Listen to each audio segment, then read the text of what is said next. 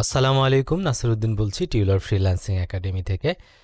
তো আমরা আজকে অ্যাডোবি ইলাস্ট্রেটরের ফান্ডামেন্টালের লেকচার 1 শিখব।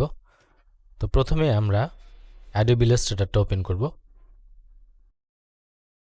অ্যাডোবি ইলাস্ট্রেটরের ইউজার ইন্টারফেসের ফাইলে গিয়ে নিউ একটি ডকুমেন্টস নিব। আমরা শর্টকাট ইউজ করব এই ক্ষেত্রে কন্ট্রোল এন, এখান থেকে A4। স্ট্যান্ডার্ড হিসাবে আমরা এখান থেকে ইঞ্চ সিলেক্ট করব। আর এখানে আমরা ডকুমেন্টটির নাম দিব হলো ক্লাস 1। ক্রিয়েট। অ্যাডোবি ইলাস্ট্রেটরের ডিফল্ট ইউজার ইন্টারফেসটা এরকম দেখতে। যে কোনো কিছু করার আগে আমরা এখন এই ডকুমেন্টটিকে সেভ করব। সেভ করার জন্য আমরা অ্যাডোবি ইলাস্ট্রেটরকে মিনিমাইজ করব, নতুন একটি ফোল্ডার তৈরি করব আমাদের ডেস্কটপে। Right click, new folder. এক্ষেত্রে আমরা একটি শর্টকাট ইউজ করব কন্ট্রোল শিফট এন। ফোল্ডারটির নাম দিব ডিজাইন ক্লাস। ইন্টার এবং ইন্টার, ভিতরে চলে যাব। আরেকটি ফোল্ডার তৈরি করব control shift N, class 1, inter এবং ইন্টার। আমরা এখান থেকে অ্যাড্রেসটি কপি করব। রাইট ক্লিক, কপি, অথবা ক্লিক এবং কন্ট্রোল সি। তারপর অ্যাডোবি ইলাস্ট্রেটরে যাব, কন্ট্রোল এস, কন্ট্রোল ভি এবং ইন্টার, এবং এখানে আমরা সেভ দিব। অ্যাডোবি ইলাস্ট্রেটরের অপশন থেকে এখানে আমরা বিভিন্ন ভার্সন দেখতে পাচ্ছি। তো আপাতত আমরা 2020-তে রাখব। এখন আমরা অ্যাডোবি ইলাস্ট্রেটরের বিভিন্ন ইউজার ইন্টারফেসকে স্ন্যাপিং করব আমাদের মতো করে। এর জন্য আমরা যাব windows, workspace, essential, classic. Adobe ইলাস্ট্রেটরে 4 প্রকারের ইউজার ইন্টারফেস রয়েছে। এটি হচ্ছে ক্যানভাস প্যানেল, এটা হচ্ছে টুল প্যানেল, এখানে রয়েছে টেম্পোরারি প্যানেল, উপরে রয়েছে কন্ট্রোল প্যানেল। তো এগুলোকে আমি আবার নতুন করে এখানে স্ন্যাপিং করে দিচ্ছি। এভাবে মাউস উপর দিকে নিলে এটা স্ন্যাপিং হয়ে যাবে। টুল প্যানেলটাকে আমরা হাতের বাম পাশে স্ন্যাপিং করব, ডকুমেন্টটাকে এখানে এভাবে স্ন্যাপিং করে দিব। টেম্পোরারি প্যানেলসগুলোর ভিতর থেকে আমরা বেশ কিছু প্যানেল বাদ দিব। যেরকম এখানে রয়েছে প্রপার্টিস, এটাকে আমরা এখানে টেনে নিয়ে আসবো এবং ক্লোজ করে দিব। আর লাইব্রেরি টেনে নিয়ে আসবো, ক্লোজ করে দিব। এটা আবার চলে আসবে, আমরা এখানে রাইট ক্লিক করেও ক্লোজ করতে পারি। এখানে রয়েছে কালার। অ্যাকচুয়ালি এখানে যে আইকনটি রয়েছে,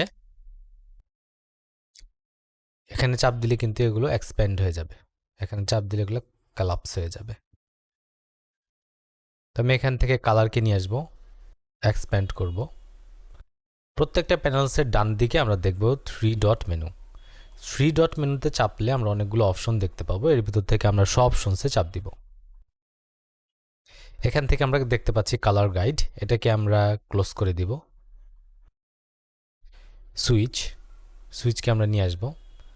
ব্রাশকে আমরা রাইট ক্লিক করে ক্লোজ করতে পারি, অথবা এভাবে টেনে নিয়ে এসে ক্লোজ করতে পারি।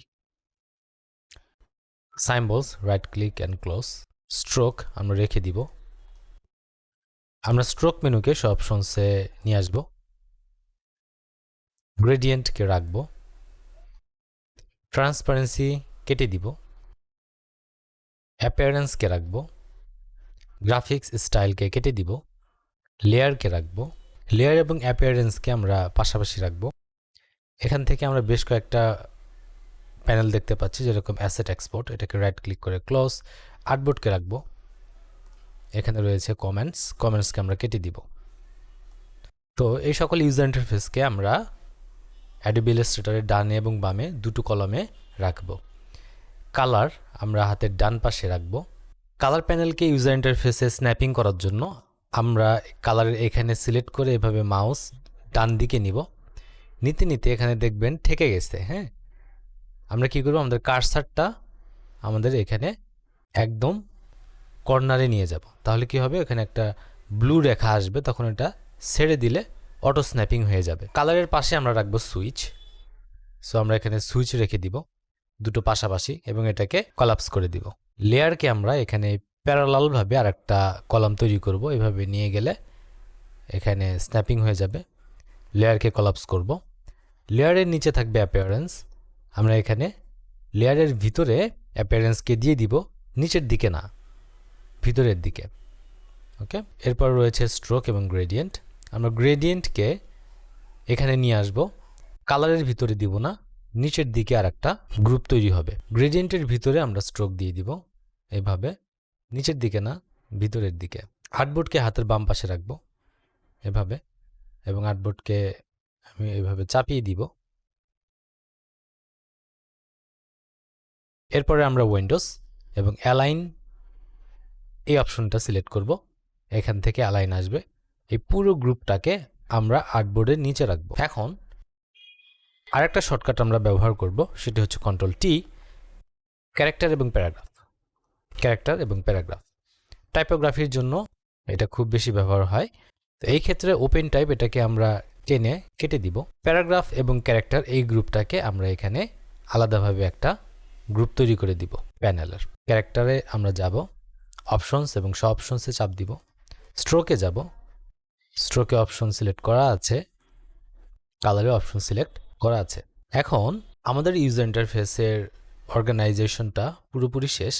এখন কন্ট্রোল প্যানেলের বেশ কিছু পরিবর্তন করব।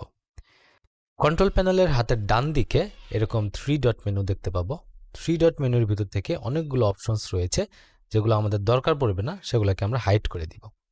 তো এখান থেকে white profile, symbols, object type, fill and stroke, brushes এই কয়েকটাকে আনচেক করব। আমরা আবার ভালো করে দেখি। White profile, symbols, object type, fill and stroke এবং ব্রাশেস।